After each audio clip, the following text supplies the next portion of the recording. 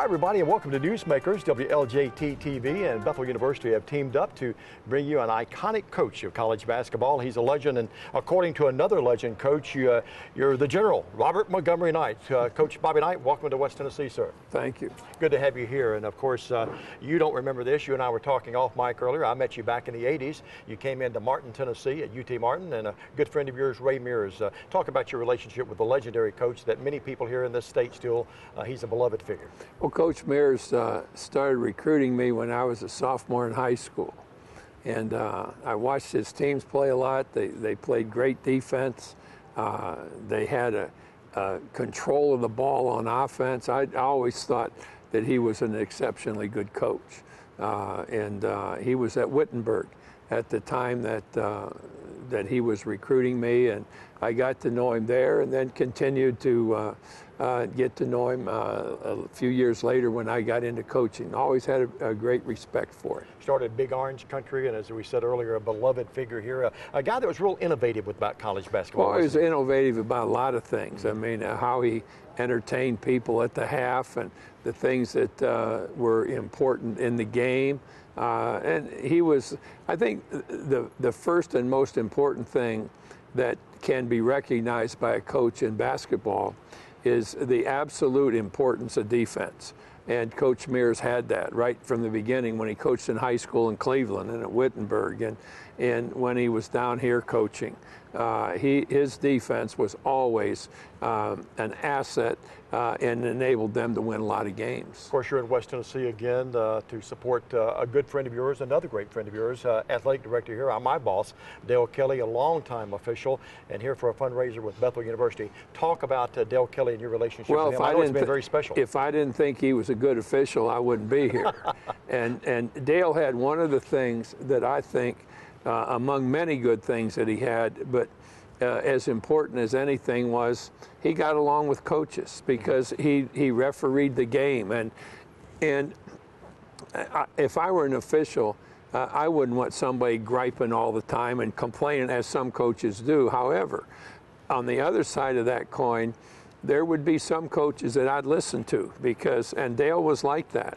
I don't think I ever brought up anything just to bring up something, but I like to think that when I said, hey, you know, you're going to let that guy walk all night. Well, I'd like to think that the official understood that the guy did walk, or I wouldn't have gotten up and said something. Absolutely. And I always looked forward to Dale doing our games, and I think beyond just being a good official, he did a really good job and had the coach's interests, I think, uppermost in his mind relative to the supervisory job he did with Big 12 officiating. Absolutely. Did he ever slap you with a tee that you remember? I don't think so. Never got you. He would know if he did. You'll have to ask him that. I'll ask him that because he remembers tees now. I'm telling you. He told me a story one time that he got Coach Hall and Coach Mears at Tennessee got 7 in the first 10 minutes of a ball game. He and his counterpart did. So they probably deserved him, though, didn't they? That could be understood to a degree. Coach, you talk about Dale Kelly. A little bit of a stage question. He did ask me to compare him to Jim Burr and Ted Hightower. Cancel that. Cancel that. Don't even want to go there. No. Yeah.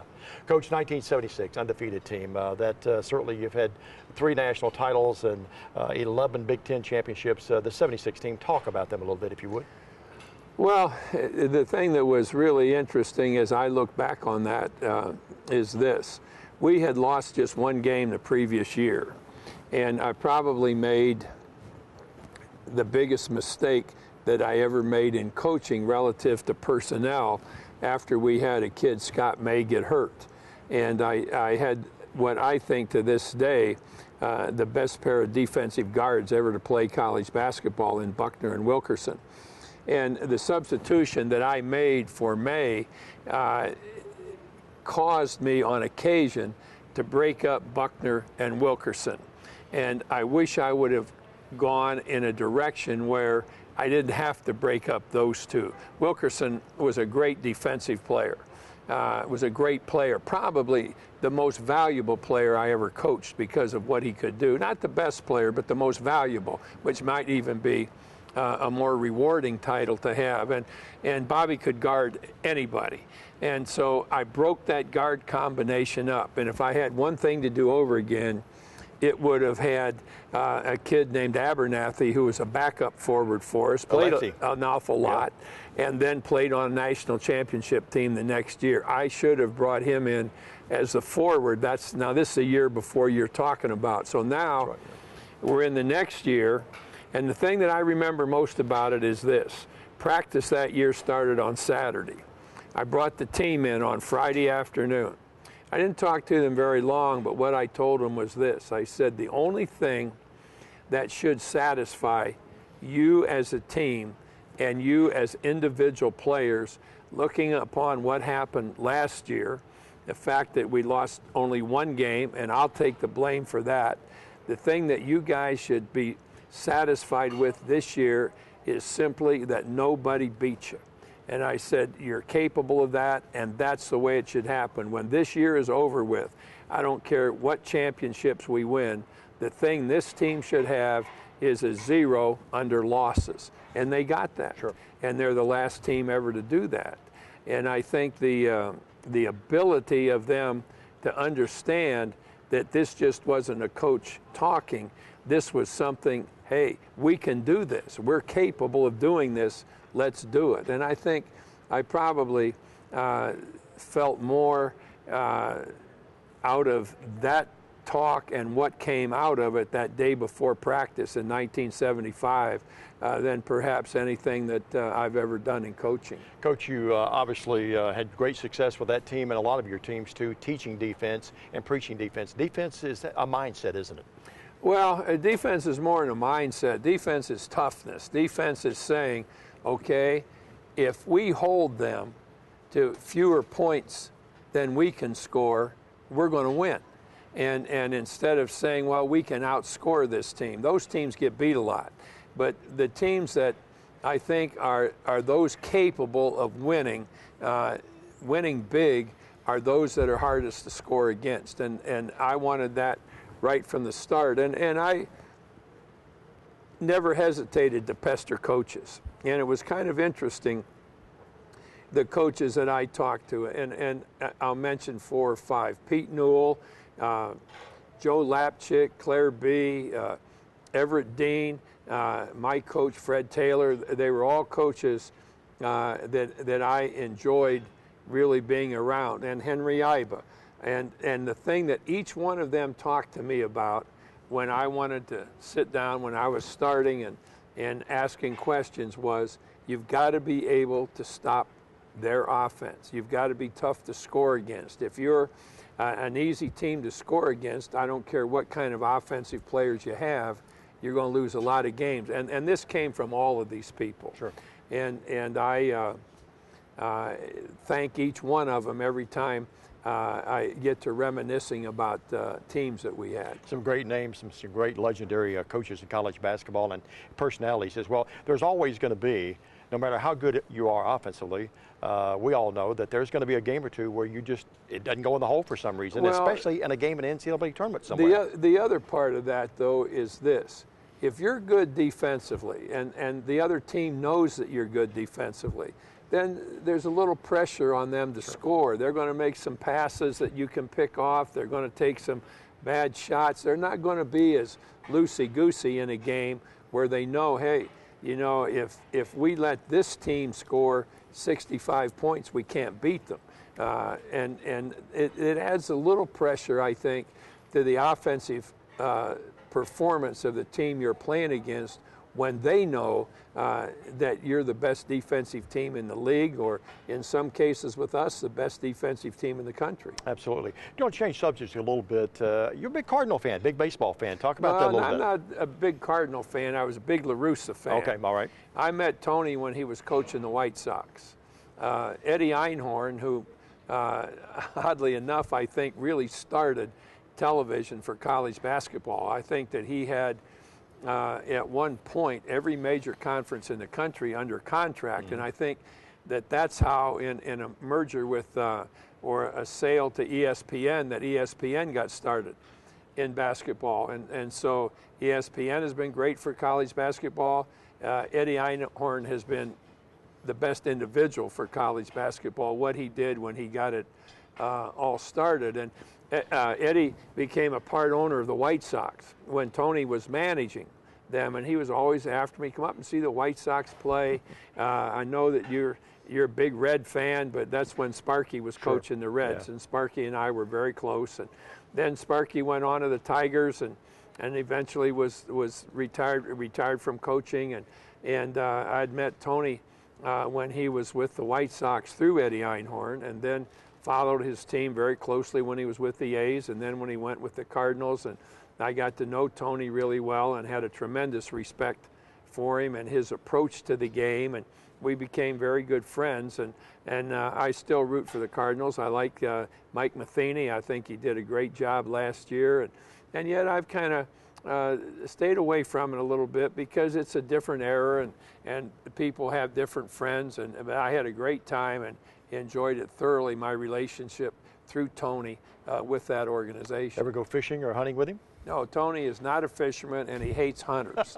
he thinks anybody... Well, I know you still love those things. Oh, sure. And Tony has a great... in fact, he and I helped him. He put this on. A great thing, Pets for Vets.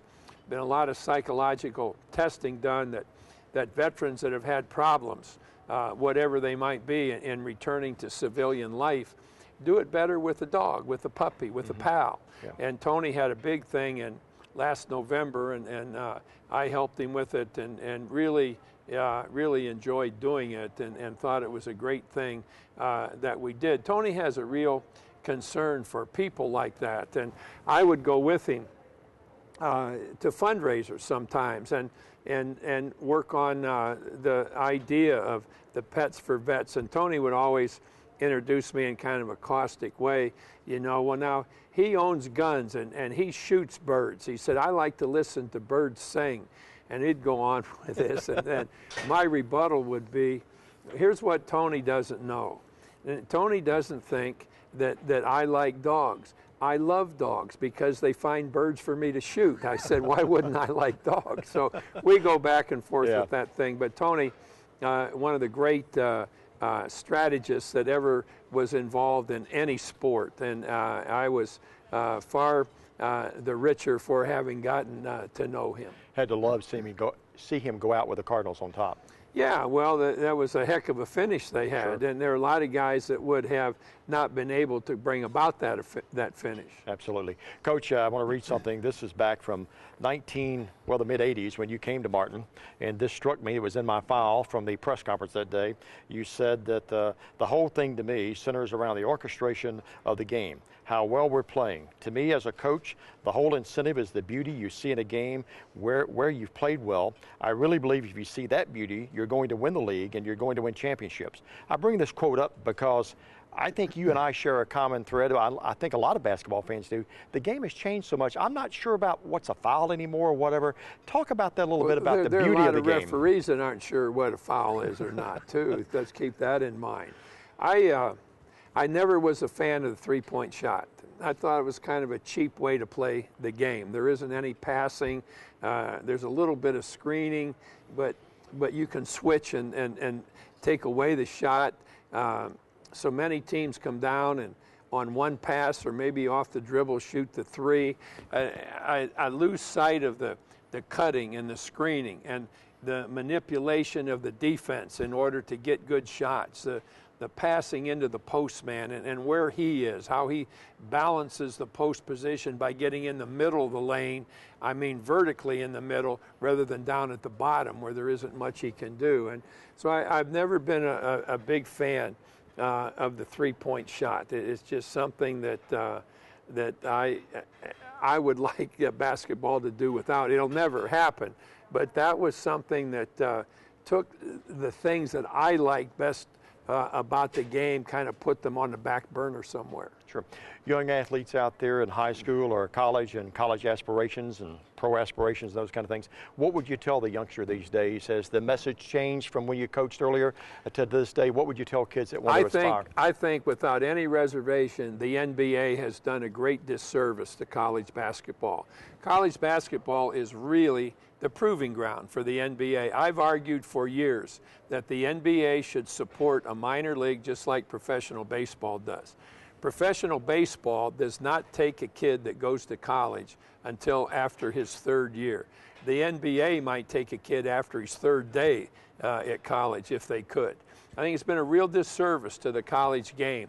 I think it's been a disservice to these kids because I don't think there are very many that are emotionally and physically, after a year of college, ready to play in that league with all of the things that happen and go on in that league in terms of length of schedule and all kinds of things.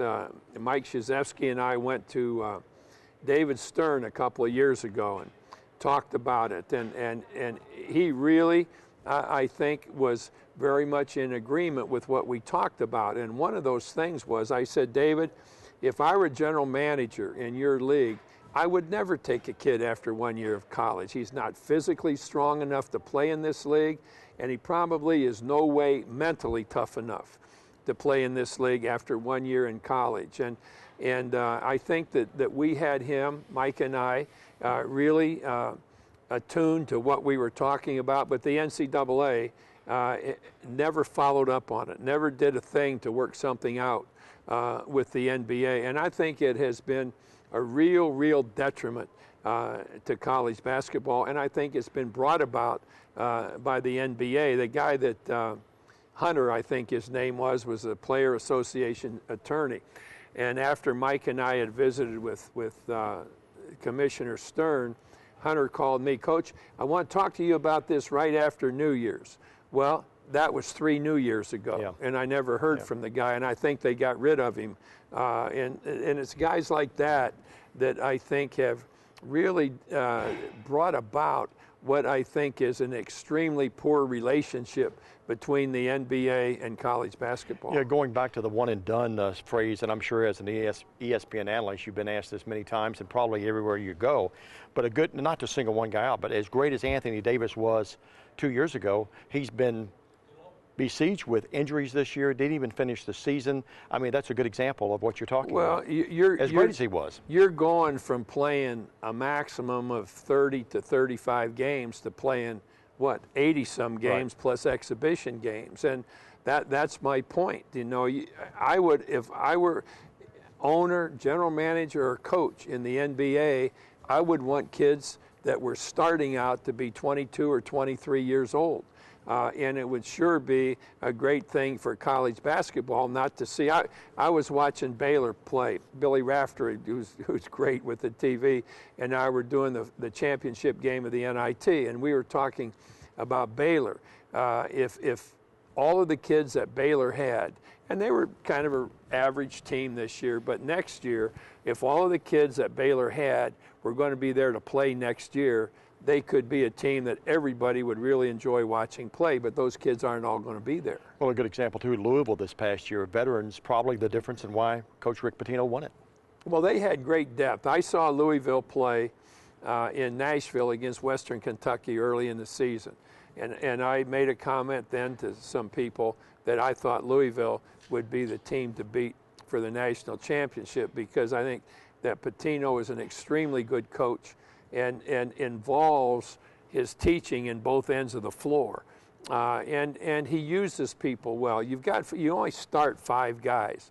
But over the years, I've always been impressed by the coaches that can develop beyond 5 guys. Not just if somebody gets hurt, but somebody has to have a blow, somebody has to take a rest. Maybe somebody needs to go in the game that's a little bit better shooter than a guy is. And I think that you need to have 8 or 9 kids, not all of whom are going to start, but all are going to contribute something in a game. And he's as good as anybody I think I've ever known at that aspect. And that's why they're constantly a team that's very difficult to beat. I saw Nazir Muhammad when he was just a freshman and sophomore. Couldn't get one foot out from the other. Tubby wins the championship with him. Yeah, well, I think that goes back to what we're talking about in terms of time and why an NBA team, if a kid wants to go to the NBA out of high school, let him go. But there are not very many of them that have ever made it very big. But I think the college thing, I just don't understand why you want a 19 or 20-year-old kid that you're paying several $1 million who in no way is ready to play in that league with everything, the number of games, the physical part of the game, and it just it goes beyond my imagination. It's like, on the basis of what we mentioned a moment ago, professional baseball waits 3 years. In an intelligence contest, I would think those people running professional baseball against those that are running professional basketball would be like Seabiscuit running against a donkey. Good analogy. Coach, you have a new book out. Let's talk about the power of negative thinking. Bob Knight, it's on sale at the moment, and I know at Bethel these move pretty quickly for you. And talk about the book a little bit. Well, I was really pleased at the reception that book got. Bob Hamill and I had written a book some time ago that was very close to being the #1 ranked book at that time.